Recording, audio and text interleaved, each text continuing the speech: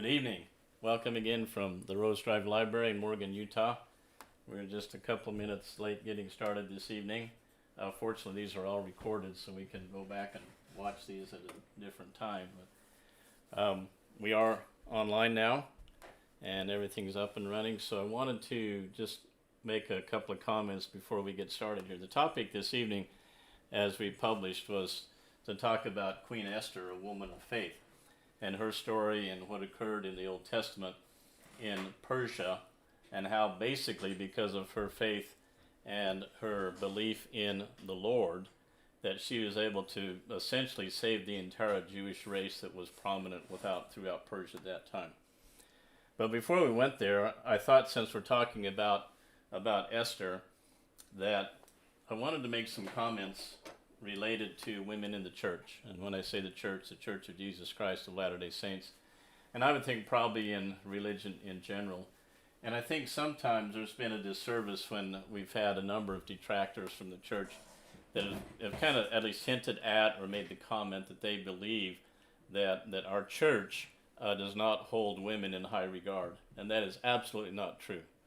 I think, if anything, there's probably no other organization on the earth, and certainly no other religious organization, that holds our women, our wives, our mothers, our children, our daughters in the highest esteem. And I've often said, as I've given talks in the past, as I was on the High Council and other positions, about the fact that I honestly believe that Father, meaning our Father in heaven, holds a special place in his heart for his daughters. And I know for certain, because I've had that inspiration and in my communication with Father, I know that he treats his daughters differently than he treats his sons. If I get out of line, he will chastise me, and I've been there before, when particularly if I've done something, I haven't been kind to my beautiful wife or something, he'll call me to task and say, Danny, you need to straighten things out. He probably doesn't have to do that quite as often with his daughters, because they're more inherently religious and more inherently close to the Lord. And he does hold a special place in his heart for his daughters, and he loves them. And in the church, we honor, we respect. In fact, I think in my case, in many instances, we tend to put them on a pedestal. They are our queens. And we need to understand that we hold them in the highest regard, and there's nothing in our doctrine, nothing in the church, and nothing the church teaches that would tend to denigrate any of the women or beautiful daughters of God. And I honestly feel and have this belief in my heart that anyone who would offend any one of those daughters of God will be called to task for it and will have to pay a serious penalty. So as I thought about that, I asked some of the women in my life, my beautiful wife and granddaughters and daughters, if they could think through the scriptures, who might be your favorite female person in the Bible. And so I had a list here. Sarai, the wife of Abraham, and again later her name was changed to Sarah. Sarai meaning princess of the Lord. Certainly she was very strong and very faithful in all that she went through, desiring so much to have a child. And it was not until she was like in her 90s before she was able to conceive, and finally was able to give birth to her son Isaac, and everything that she went through. One of my granddaughters mentioned Zipporah, who was the wife of Moses. So I think about that because we have many women in the church that support their husbands in their priesthood callings and in the work that they have to do. And Zipporah certainly would have been one of those women where she had children.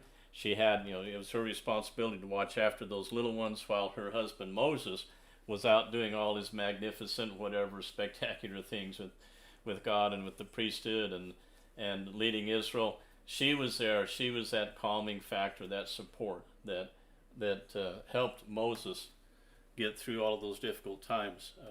One of my daughters mentioned, of course, Mary, the mother of the Savior. Certainly a beautiful, righteous woman.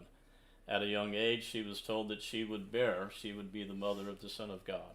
And she accepted that assignment. Esther came up 2 or 3 times, and again, we'll talk about Queen Esther tonight and the great faith that she had. And then I thought to myself, well, it would seem that we're probably, in my mind, missing one of the most important of all, which would be our mother Eve. And were it not for Eve, we wouldn't be here right now where we are. And as Eve was brought into the garden and presented to Adam, the Lord asked him, brought her and said, "Here's a companion that we have, that we have formed for you to be a helpmeet and a companion." And Father asks Adam, "What will you call her?" And Adam says, "Eve." And Father then says, "Why will you call her Eve?" And Adam replies, "Because she is the mother of all living."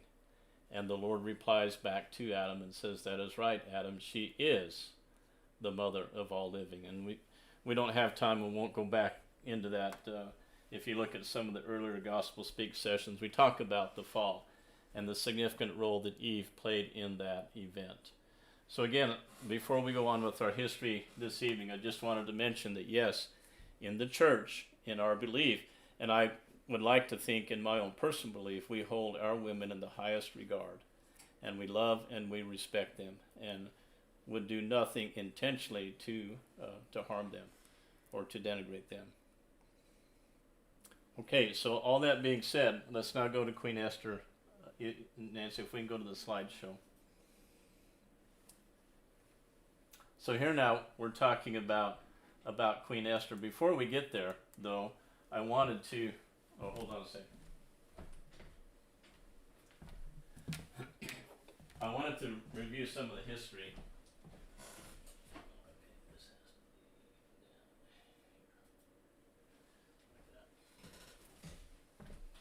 I wanted to review some of the history that we've gone over that kind of leads up to the time of Esther.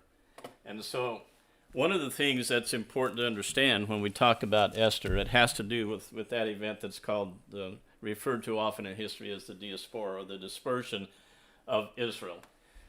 And sometimes we might ask, why did that happen? Why did it have to occur? I believe firmly that part of the reason for that was related to the promise given to Abraham, as we refer to the Abrahamic covenant, that through him and through his seed all nations of the earth would be blessed. Well, that really couldn't happen unless his seed were disseminated across the world. So I think part of this dispersion was to get that blood of Abraham throughout the nations of the world, even though they were a covenant people and instructed very clearly not to intermarry and so forth. I believe it still was necessary for them to do that. So we see here on this map where we're looking again at the Assyrian Empire, and we go back to that point of history. This is where the Assyrians came in, and you see there in green the Assyrian Empire about 721 BC. And as we're there, we see that Isaiah now was a prophet in Israel.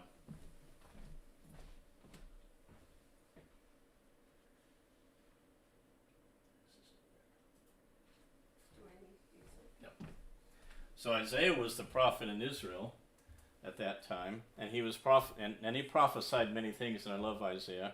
But he was talking about the Assyrians that would come in and take Israel, which is that northern kingdom, captive. And so then again, Jerusalem and the land of Judah was not conquered by the Assyrians, but then we understand that Ephraim, who was also known as the 10 tribes, was taken into the north countries.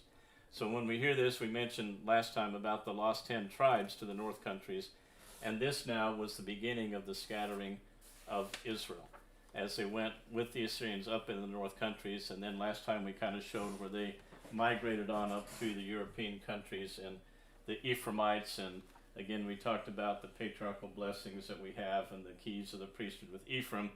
We won't get into that again because we talked about that last time, but I just wanted to again remind us this is where the scattering started here, was with the Assyrians taking those 10 tribes known collectively as Ephraim into the north countries, meaning that Assyria was north, and from there they went up into the European nations.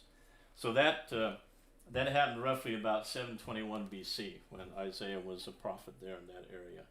And then we come now to the Babylonian Empire, and at this time we know from our reading in Scripture that Jeremiah and Lehi were two of the prominent prophets that began to talk and prophesy about the pending destruction if those that were remaining now, which came to be known as the Jewish people. So the remaining tribes were Judah, Benjamin, and certainly some of the Levites that were left there. So Jeremiah and Lehi prophesied of the pending destruction if the people would not repent. And then we know from our history that Judah was taken captive about 597 BC by Nebuchadnezzar, brought over into Babylon. This is what we know historically again as the Babylonian captivity. And as we talked last time, Daniel was a significant prophet. He spent the majority of his life in Babylon, all the way through the reign of Nebuchadnezzar and his sons, up until the time that there was a Darius who was a Mede that came in and conquered Babylon and took over that. And then Daniel, when we talk about the story of Daniel and the lion's den, that was with Darius, that Median king who was prominent at that time. So now we see this scattering where the Jewish people now, and again when we say Jews, remember that does not refer to all of Israel, that refers specifically to the tribe of Judah. Again, there was Benjamin and Levites mixed in there, but collectively they came to become known as the Jewish people. So after that now, we understand that the Persian kingdom came into power, and as prophesied by Isaiah, Cyrus, who was the king of Persia,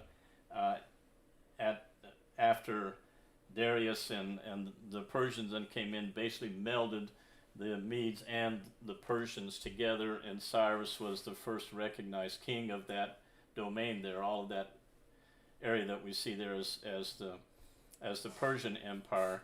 And so Cyrus, as prophesied by Isaiah, probably more than 100 plus years before Cyrus was born, by name, Isaiah prophesied that Cyrus then would end the Babylonian captivity, and that occurred about 537 BC.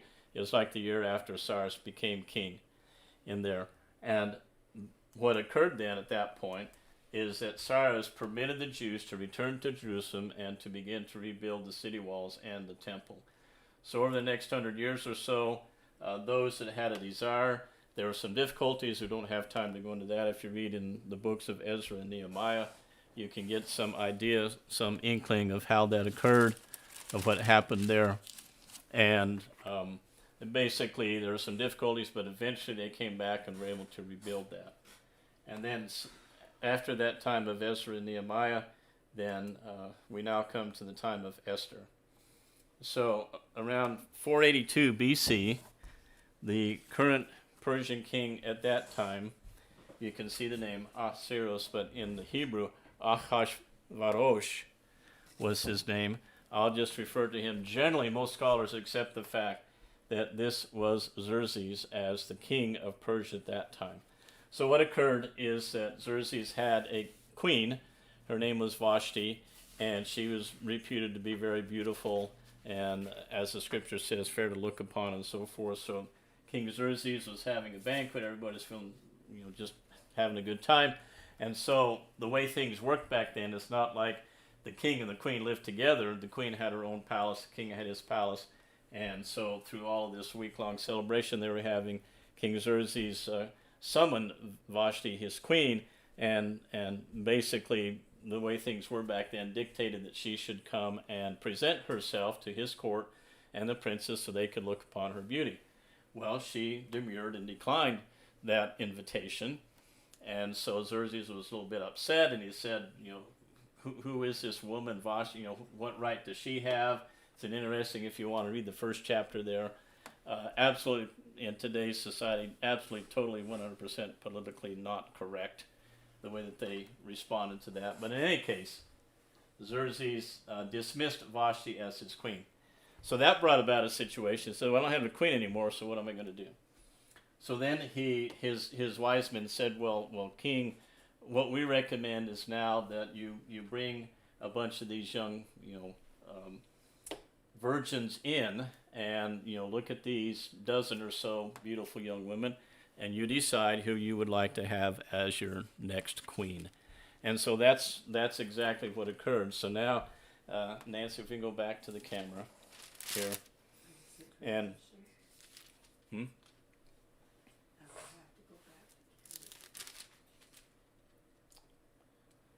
we okay? Okay, so this now picks up in the book of Esther. A fascinating story. So there was one individual who was a Jew. His name was Mordecai, and if you read through the Old Testament before, you'll remember seeing about Mordecai the Jew. And so Mordecai had a niece, and this niece was indeed this beautiful young woman, Esther. And so Mordecai held some high-level position within the court of King Xerxes, and so he decided, well, if the king's looking for a new queen, maybe, and if it's based upon radiant beauty, let me bring my niece Esther in. Well, he did that, but he talked to Esther and said, now when you go into this group, there's chamberlains, and they're going to bring you into the palace and go through all this situation. When you do that, do not let them know that you are Jewish. Don't tell them that you're a Jewish maiden. And so she listened to Mordecai, and so she went through the whole process. So in chapter 2, it kind of talks about that. And then, but essentially, because she was such a beautiful young woman, King Xerxes chose her as his next queen, and he set her up now in Persia, in the city of Shushan, where the Persian palace was, and established her as the queen of Persia. So she was in this very very wonderful situation. So now I want to talk about here. Let me put up on the board the main players that we will talk about as we go through. There's this one individual, if you read the Old Testament before, Haman, and I'm going to put him in red. You may not be able to see that, but he was the bad guy. So Haman was like the regent of the king. Let me see if I can make that a little more red. Okay, Haman was the king's regent, and he was kind of into himself and thought that he was, he felt that he was quite important because of what the king allowed him to do. And then we now have Mordecai, who was the Jew. Now Haman knew that Mordecai was a Jew. Esther now was the Jewish young lady that was chosen as queen, and then Xerxes was the king over here. And so Haman, because he was a advisor, probably the top advisor to the king, went to Xerxes one day and said, I'd like to issue a decree that everyone should bow down to me, Haman, because I'm your representative throughout Persia.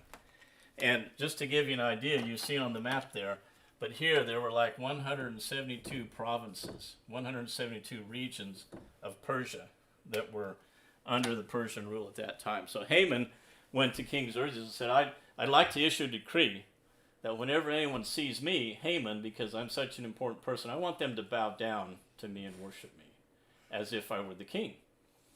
And King Xerxes says, well, they do that to me. I'm the king, and you're my right-hand guy, so sure, why not? So the king signs a decree, and in the Bible story it talks about that the king gave Haman his ring, and he used that to stamp the decree, and it went throughout all the land. Well, Mordecai, who was a Jew, a very devout Jew, and believed that he should not bow down to worldly kings. He would only bow down and pay obeisance to Jehovah, who was his God. And so when Haman issued this decree, he's out walking around one day. Of course, he knew Mordecai because Mordecai held a high position within the king's court. And he walks by, and Mordecai's there, and Mordecai doesn't bow down. And Haman says, well, Mordecai, what's going on? Here's a decree that you should bow down to me. And Mordecai says, I'm not going to do that. So Haman, just out of arrogance and pride, was extremely upset. And so he begins to set this plot into play to not only kill Mordecai, the Jew, but to kill every Jew, man, woman, and child in the 172 provinces that made up this kingdom of Persia. So he now goes into Xerxes, and he doesn't tell him the full story, I don't think, but Haman basically says, and again, we don't have time to read all the details, but just in paraphrasing, Haman tells Xerxes, there's this group of people within your kingdom who are not willing to obey the law. And so I'd like you to give me permission to basically go in and, he didn't use the word genocide, but basically go in and eradicate all these people. I mean, he was so angry with Mordecai that he didn't want to just exact his revenge on Mordecai. He wanted to eliminate all the Jews. Well, at the time, unfortunately for Haman, we'll see in just a minute, he did not realize that Queen Esther was a Jewish person, that she was a Jewess. And so Haman did not know that Esther, his queen, was of this race, of these people. So Xerxes said, hey, if there's people going to cause insurrection in my kingdom, and you can see from the map, quite extensive, 172 provinces, I can't have that. So yeah, go ahead. And so Mordecai goes through and he casts lots, and he's trying to figure out when should we perform this great act. And so in the Aramaic, lots, the word for that is pur, P-U-R. We'll come back to that in just a minute. So he cast lots, and it came on the last day of a certain month, and so he sent out a decree to everyone in the kingdom. On this day, to all the captains and soldiers and so forth, on this day you find everyone who is Jewish that you can find, and you just kill them, eliminate them. Well, that's kind of a brutal thing to do. Of course, back in the day, as far as Xerxes was concerned, without knowing the full story, he thought, well, I can't have insurrection in my kingdom. So that's what Haman had plotted to do. He was going to kill everyone. And then he had a special case for Haman. So he built this 40-foot gallows. And he said, on that day, for Mordecai, on that day, because Mordecai did not bow down to him, Haman said, I'm going to hang Mordecai on this 40-foot gallows. And let everyone know you don't mess with Haman. And so then Mordecai goes to Esther, his niece, and tells her this that's going on. And he pleads with Esther. He says, Esther, you need to go in and talk to the king. You're the queen, aka you're married to this man. Can you go in and talk to him? And because if you don't, your entire race will be eliminated. And in fact, if you believe that you can go and not let Xerxes and Haman know that you are Jewish, you might survive this, but at some point, I'm in chapter 4, verse 13. Mordecai commanded to answer Esther, think not within thyself that thou shalt escape in the king's house more than all the Jews. For if thou altogether holdest thy peace at this time, then shall their enlargement and deliverance arise to the Jews from another place.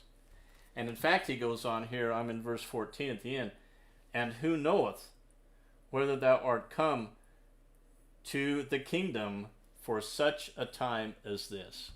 And so Mordecai is saying, Esther, it probably is God's will that you're the queen right now, because he knew in advance that this situation would happen, and he knew that you would be the one that could go in and correct this situation. And so, again, tradition had it that the king had his court, and the queen's house was different, in a different area. And so, by law, anyone was not allowed to come to the king's court under penalty of death unless the king summoned them. Or if they appeared at the court, the king would have to hold out his golden scepter to them and say, yes, come and talk to me. So Esther is telling Mordecai, this is the law. This is in verse 11. Okay, whether man or woman shall come unto the king into the inner court, who is not called, there is one law of his to put him or her to death, except such to whom the king shall hold out the golden scepter, that he may live.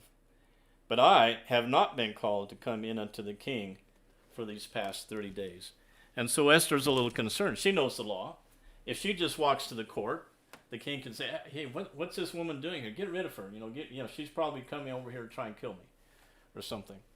And so in the meantime, while all this is going on, another part of this story is that Mordecai, after Esther became the queen, he overheard a plot of two of the king's chamberlains that were plotting to assassinate King Xerxes. Well, he uncovered the plot, went to the king's guard and told them. King became aware of this. They found these two conspirators, dispatched them, got rid of them, and that was recorded in the record, and so the king was grateful for that.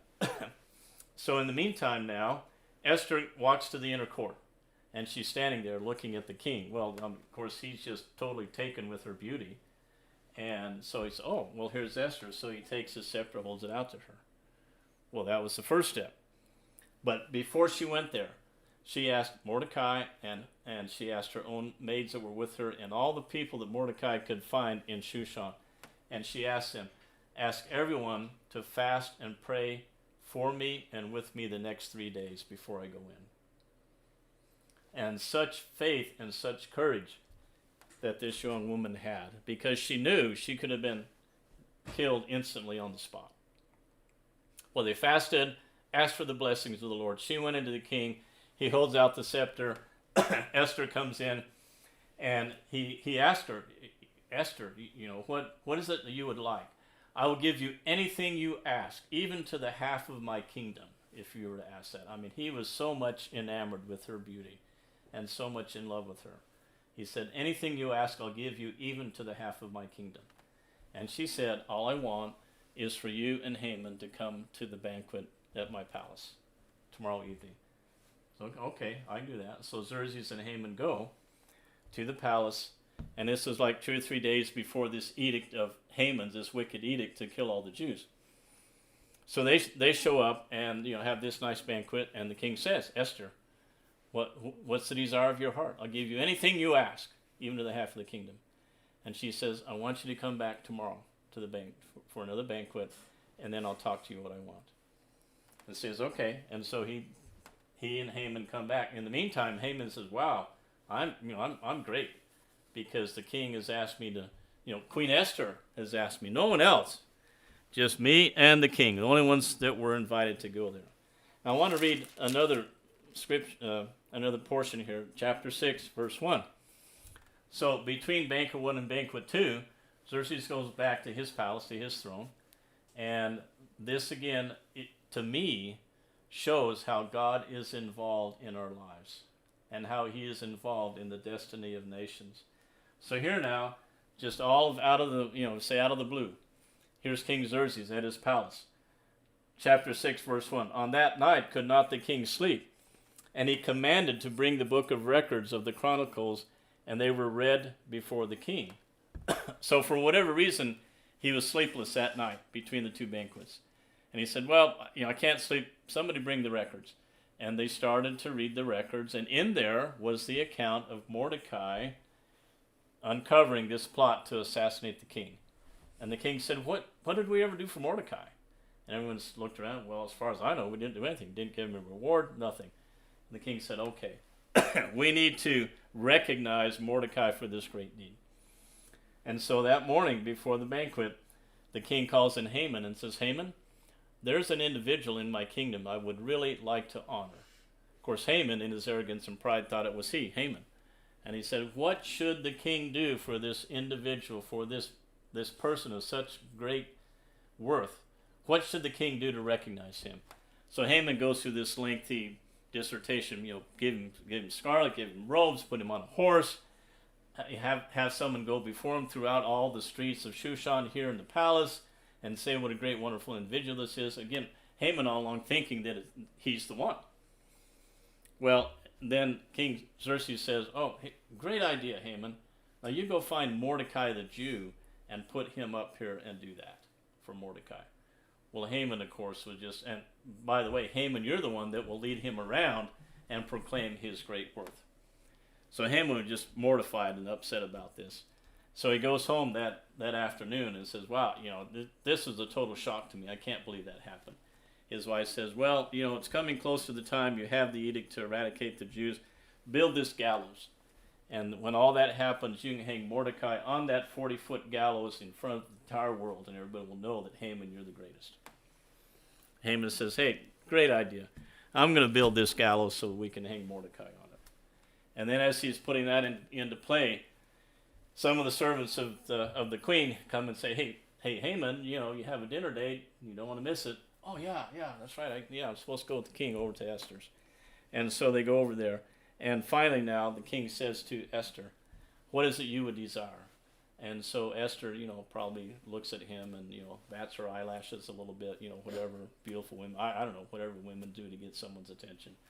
And so she does that, and she says, there is a man in your kingdom that wants to eradicate all of my people, all the Jewish people that are in your kingdom, in your 172 provinces. And by the way, it wasn't until this point that Xerxes knew that she was Jewish. By the way, I'm one of those. And he wants to kill all of us. Well, Xerxes, he sits up straight. Well, who is this wicked man? And Queen Esther, as you see in the painting, she points over and says, Haman is the one. Well, Xerxes goes out. Because Haman was like his top advisor, right-hand man. He goes out and he says, wow, this is kind of like a big shock. So when he goes out, Haman, not being too bright, makes a big mistake. He goes. So Queen Esther's on her lounge, wherever she's sitting on her couch. He goes over to her and falls down at her feet. And maybe he's touching her or something, begging for his life. As Xerxes comes back in and he says, well, not only is Haman trying to kill my queen and all of her people, but now he's trying to take advantage of her in my house. And so he's like, hey, that's it, buddy. You're out of here. And so they take Haman. In fact, the 40-foot gallows, Haman was hanged on that. And King Xerxes asked Esther, what do I need to do? And she says, well, call in Mordecai, and he will issue another edict that countermands the one that was sent out last month.